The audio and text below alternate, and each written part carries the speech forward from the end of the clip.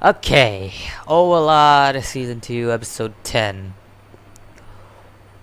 What a weird episode, to be honest. I mean, I didn't expect a lot of things in this episode, but whoa, this episode was an unexpected one. Okay, let's get straight into it.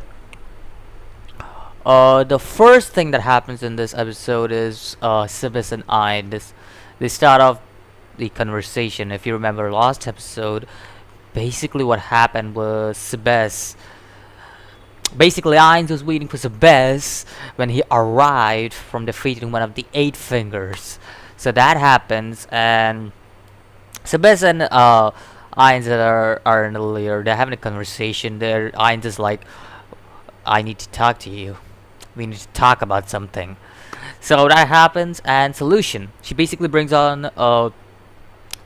Tuar, the girl Sebes saved in the in the first episode of this arc, and basically what happens is Tuar grabs onto Sebes because obviously she's seen an undead for the first time. I can understand that reaction. It's very normal for anybody to have that reaction. Even me, if I see an undead in front of me, I'm pretty sure I will be scared of that undead. So it's a very natural reaction that Tuar gave, and she grabbed onto Sebes because she felt safe around Sebes. So it makes sense that why she would grab onto Sebes. So that happens, and then Ainz is like, he gotta kill Tuor, and Sebes basically had objected it, but Ainz is like, either you follow the rules of Nazareth, either you follow that or follow your own rules. And I really like this because it was a way to test his loyalty, meaning that Sebes punched with the intent to kill Tuer, but Cocytus basically stopped his punch, and which proved his loyalty to Ainz. So that Ainz basically was afraid in a way that Sebes would betray him in some way, but that didn't happen, and he was still loyal to him. So just like I said, that Ainz would forgive what's his name? Sebes. There we go.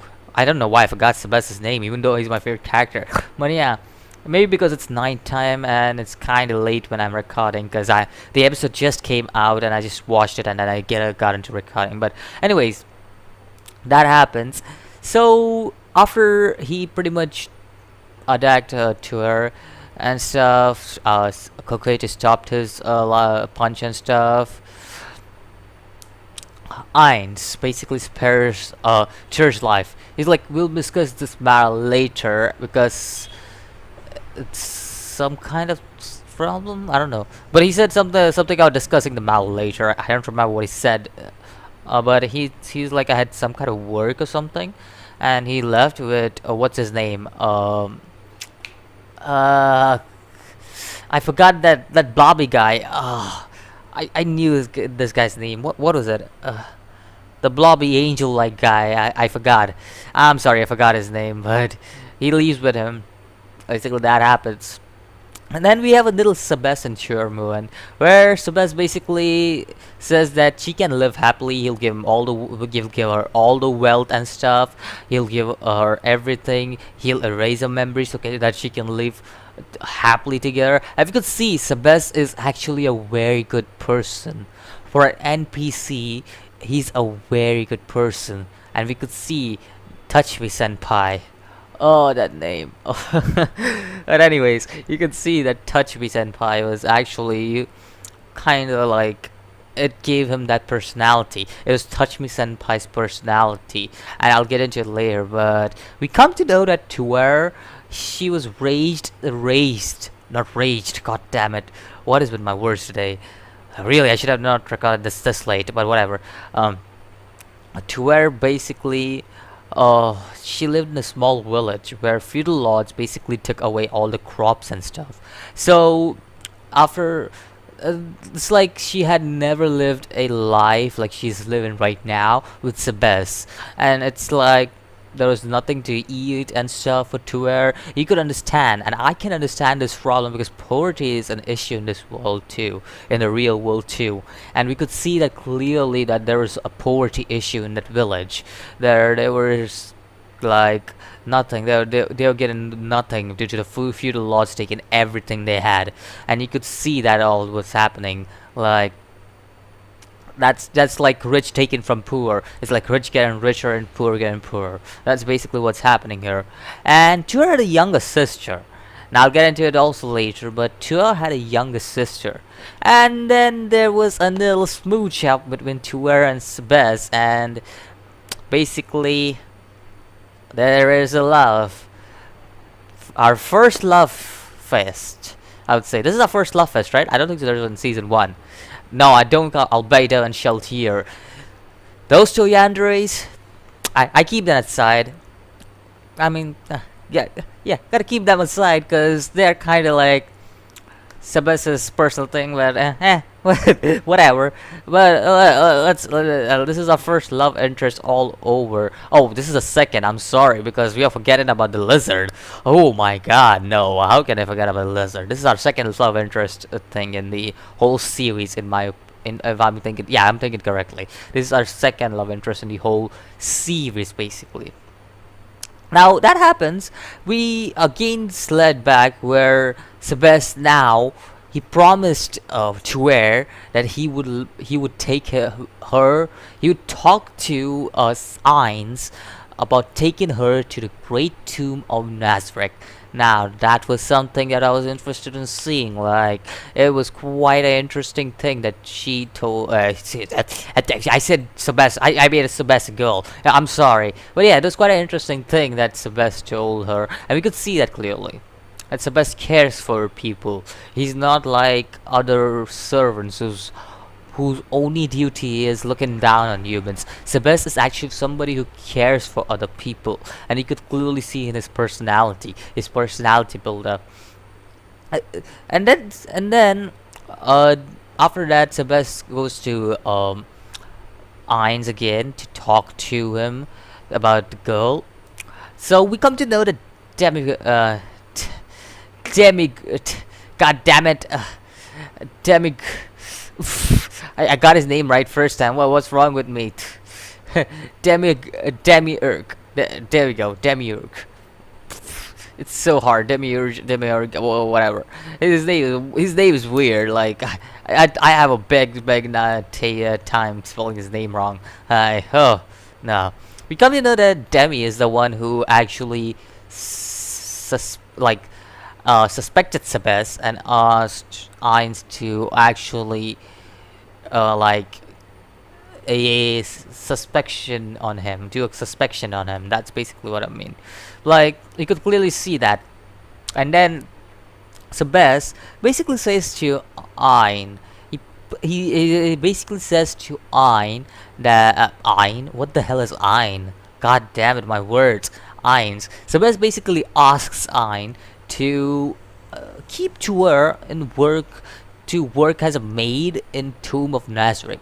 Now, Demiurge counters Sebastian's point by saying that what can she do? What will she do? Actually, sorry, Ainz was the one who counters the point. So yeah, I'm sorry, Ainz. Demiurge was giving weird ideas to kill her off. I mean, come on, whatever. But yeah, Sebastian says that she's good at cooking. Yeah, she's good at cooking. And Demiurge and Sebastian start having this argument where Demiurge wants her for his stockyard so that she could help her cook stuff over there, and Sebastian wants to protect her.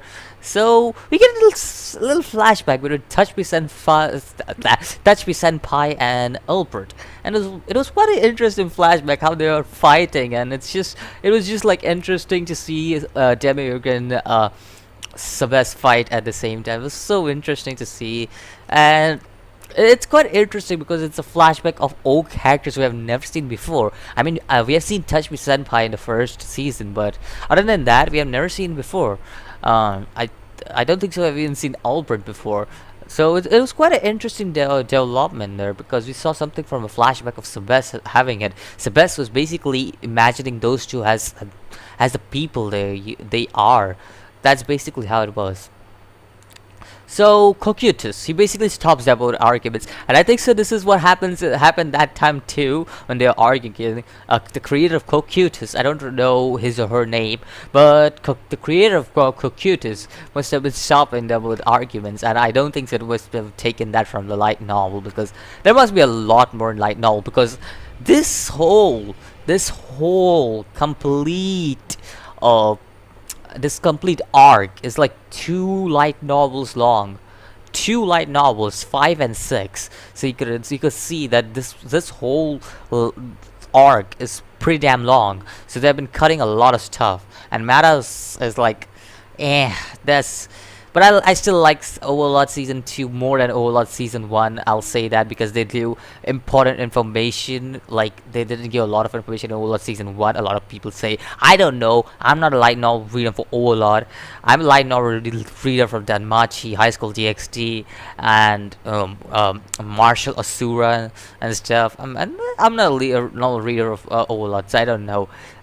But getting back to the topic, so Ainz kind of like before after they stopped cockroaches. I think the solution is the best. I don't remember, but Ainz asks them to bring in Tuer, and Ainz kind of says something interesting. She resembles someone, and Tuer's full name was Tuerninia Veronia. I think so. That's what it was, and pretty much Tuert was undertaken in protection of Ainz. And we also know about some squad changes from here and there. I don't know. I don't keep an eye on all the squad changes that are happening, but there are definitely squad changes happening.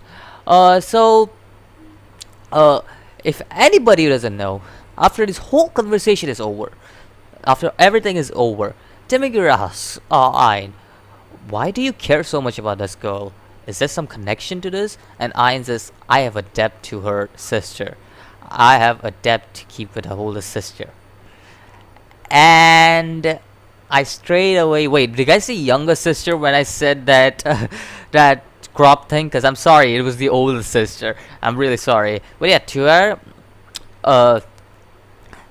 now, if anybody remembers the guy who was the girl in season 1, yeah, Tuer is her sister.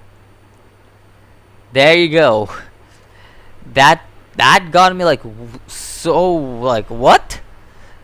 Hair resemblance is nothing the same. Face resemblance is nothing the same. Chest resemblance is nothing the same. Even the body resemblance is so weird. How is this girl the older sister? And I'm questioning gaming logic. What am I saying?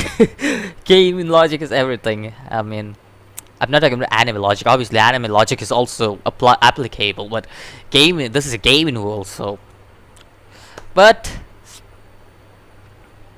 I don't know. Like, I didn't expect that to come out of nowhere. It was just like, whoa, I've seen this girl somewhere. And then I was like, I rewinded it again. And I was like, yo, I know this girl. She's from season 1. And oh god, those flashbacks, those were some bad memories. Now all this happens. Demigod goes to some kind of place that he suspects would be something useful. Well, all that is happening. All of this stuff that is happening. There's a meeting taking place in the palace. What the hell? A palace, where the princess is speaking with all of these people. Now, I suspected that the princess was the mask girl, but I'm wrong. I'm sorry, I'm wrong. Okay, I suspected it because of her Yandere personality and everything, but I was wrong. That's just me. Okay, so that happens, and the princess pretty much, because of an army they need to defeat the 8 Fingers, the princess pretty much brings in nobles into this, and who's a better noble to bring in than her half brother? So they get into a conversation. Everybody leaves the room. They get into conversation. Princess Renner and everybody, and the 2 Marquis brothers. those two get into conversation. If I'm correct, both of Marquis. But I may be wrong. Correct me if I'm wrong. But there is one noble named Blumrush, if I'm correct. So he was secretly sending information to the Empire. Now I don't know if the Empire is like the princess or somebody who's even higher on the counter table, like the king or the queen, somebody at that degree. Maybe that's what the Empire is. I'm assuming. So that must be it. And one thing that surprised me the most was Princess Renner was a yandere since she met Climb. What? Like, that's like. So what basically happens in that scene is like the Raven. Basically what he says to Rainer is that, why don't you show me your true personality? And the princess turns yandere mode, and this is my true personality. And then there was Raven, who's like, yeah, I like this. I like to see the old princess. Oh yeah, like what the hell? Are you getting erection or something? Like I was so confused what was happening. You're like, this chick is a yandere, and you're still like, is your whole family yandere? And the princess, who she was saying about doing weird stuff to not irons, Climb. Oh, that was the most weirdest stuff I've ever heard. Like tying him to a bed and shit like that. I'm like, whoa, whoa, whoa, whoa, whoa, what? I don't think so. Even I don't, and I'm saying this clearly. I don't think so. Even was doing those stuff. She would have done it if Yuki wouldn't accepted her, wouldn't have accepted her. But I don't think so. Even from Future Diary had done those kind of stuff. I was like, whoa, whoa, whoa, whoa. That caught me off guard.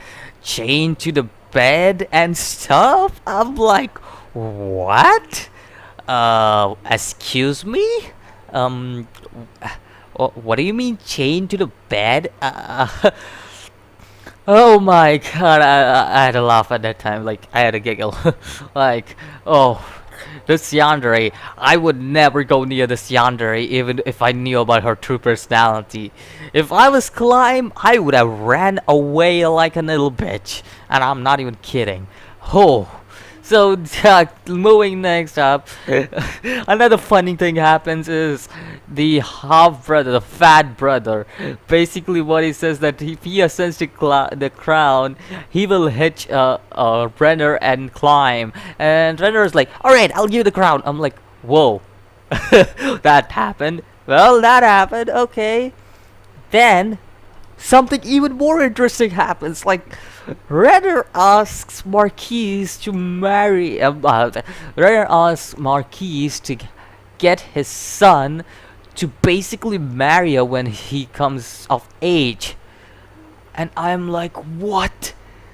He's 5 years old. What, are you a Shotakon or something now? What? And then I was like, what? And then she says that she can have a successor if Raven's son married her. It's like, yo, what? What the hell is going on here? Like, oh, what? Oh, this princess. Oh, oh. This princess was giving me heart attacks over and over again. Telling you, if I knew this princess's true personality when the series started, like when the arc started, when I first saw her, I would have been like straight up like, oh no, no, I'm leaving. I mean, we saw this in the first episode. We kind of saw this in the trailer, I think so. Not the first episode. Was it in the trailer? Was it the first episode? I don't remember, but it was in something trailer or the first epised. We did see Princess rubbing her cheeks and stuff and getting a smile and stuff. But I didn't expect this out of all things. I was expecting some kind of ghostly spirit taking over or something like that. I didn't expect her to be a yandere. I was like, whoa, yo, what? Oh, Jesus Christ! And this is I'm just gonna say straight up. I think so. This is a yandere that could easily surpass Yuno in my opinion. Cause yeah, Yuno did some shit. Okay, she killed many people. She did some shit in a future diary. But this yandere was like, yo, this is a completely insane yandere. Like I don't think so I've seen a completely insane yandere like her. I mean, Yuno on the other hand, she would kill people for Yuki. But this woman, this yandere, oh, I just can't tell you. Oh my god. And that happens, and then Barbo, the first prince, I don't know who that guy is, whoever that is, he was taking money from Eight Fingers, and I was like, okay, you got a first prince taking money from the Eight Fingers. Okay, everybody, and I wasn't even surprised at that point. Like the shit that the princess is showing me, I'm not even surprised if that kind of shit pops up right now. But what interests me is, was it named Strainov or Geldof? I don't remember. But well, but he has decided to help the princess. Yep, he's gonna help the princess defeat the Eight Fingers. And after that, very interesting scene happens. Tuer basically gets kidnapped. Fuck my life. What? Like, why am I even watching this series? I love this series already. Like, 10 episodes and I still want the series more. Like, come on. I can't believe the series will be ending in 2 to 3 episodes. Like, I want more of this shit. I want to see this arc completely made. I want to see this one specific arc in the whole series. This is such a great arc. I'm not even gonna lie. I think that this is the best arc of whole Overlord, because I love the shit that throw at you. It's just random. It just comes up, pops out at you randomly. It is just so good. Like, I just like this arc all over. I like it more than the Lizard Man arc and stuff, like the story element and everything. This arc is just awesome. It's just awesome. It's hand down one of the best arcs I've seen in Overlord. Like, actually, this is the best arc I've seen in Overlord, because I don't think so Overlord Season 1 had these kind of impact on me, or Overlord Season 2's first arc, there's a Lizardman arc, had this kind of impact on me. Because this arc is definitely the best arc of Overlord, hands down. Because the shit they throw, as an anime only, I'll say this is the best arc of Overlord. As an anime only. I don't know a light novel if there's any other arc that's better than this arc, but I love this arc. Just straight up gonna say I love this arc. And all over, I would say this episode was pretty damn good. I'm not gonna lie, the shit they throw at you, pretty damn good. It was weird, but it was pretty damn good. But in the end, Ainz asked Albedo to help out, what's his name, Sebastian, and she pretty much was like looking down on humans and stuff, and Ainz pretty much orders her to protect her at any cost. And Albedo is, why do you do this, Ainz? Like, she cuts off with Ainz, the connection with Ainz, and she's like, why do you do this, Ainz? Like, why do you care about humans? I wonder. It's like the building up on Albedo's character, and I don't know if it's gonna just have a huge impact in the upcoming episodes or not, or the upcoming season, because I don't know about the light novel. I still don't. But I want to see more Albedo. I want to see more Sheltier. I do want to see more Cocatus. I don't want to see more Get Damage. I want to see development for other characters, and that's why I want Overlord to be a long series. Like, why do we need Sao to be that long, but not Overlord? Like, yo, Overlord has a potential to have 25 episodes, and trust me, if this arc was like 20 episodes long, hands down, it would have been one of the best one of the all-time best arcs I have ever seen in any anime series, because this arc is just, it's just so well made. It just throws shit at you randomly, and it has two light novels and one bunch. It's like, I wanted it to be at least 20 episodes long. I wanted it to be a 25 episode series, but well, that's what you gotta get. Anyhow, this video is getting too long. I've been talking only about this arc in this last few minutes because I just love it. I just can't deny this love for this arc. It's just so good. But anyways, I scale this episode to be 9 out of 10. I have to give it a 9 out of 10. Just, oh, there were some mistakes, there were some flaws, and that's why I'll take that 1 point away. But the shit they threw at me with the story element and with the surprises, 9 out of 10. As an anime only, this arc was a 9 out of 10 for me. And not the arc, but the episode. Hands down, one of the best episodes I've seen in Overlord. It may not be the best for you guys. It may not be the best for anybody else. It's one of the best episodes I've seen in Overlord. And I'll straight up give this 9 out of 10 as an anime only watcher. And where do you scale this arc? Let me know. I'll see you in the next video. Don't forget to like if you like my content, and don't forget to subscribe as I do more anime and gaming content. And until next time, peace.